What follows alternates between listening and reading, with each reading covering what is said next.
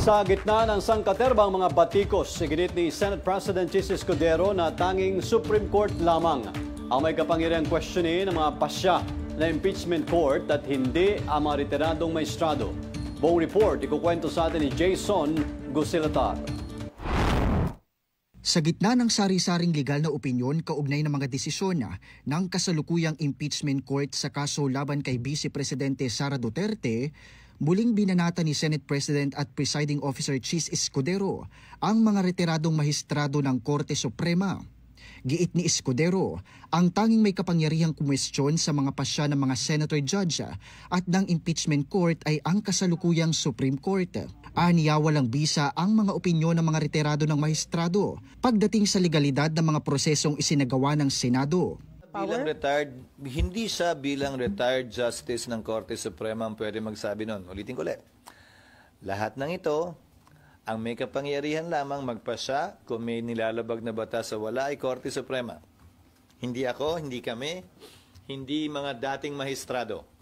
Kung hindi yung mga kasalukuyang mahistrado ng Korte Suprema. Labas doon ang kapangyarihan to try and decide binigay sa Senado. Sa isang press briefing, diretsahang tinutulan ni Escudero ang pahayag ni dating Supreme Court Senior Associate Justice Antonio Carpio na ang pagsasauli ng Articles of Impeachment sa Kamara ay isang grave abuse of authority. Ayon kay Escudero, hindi para sa akin na patulan si Justice Carpio. Hindi ako sangayon sa sinasabi niya. If we're talking precedents, nasan siya ba't hindi siya nagreklamo nung dinismiss ng Senado yung impeachment complaint laban kay Mercy Gutierrez nang hindi kinoconvene ng impeachment court?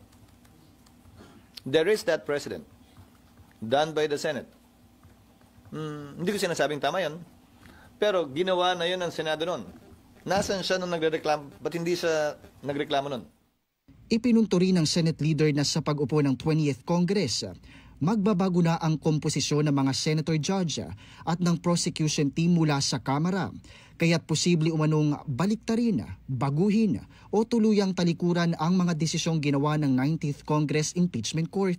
Paliwanag pa ni Escudero, mula June 30 hanggang June 28, walang magiging aktibong House Prosecution Panel, kaya't wala munang inaasahang pre-trial o trial proceedings.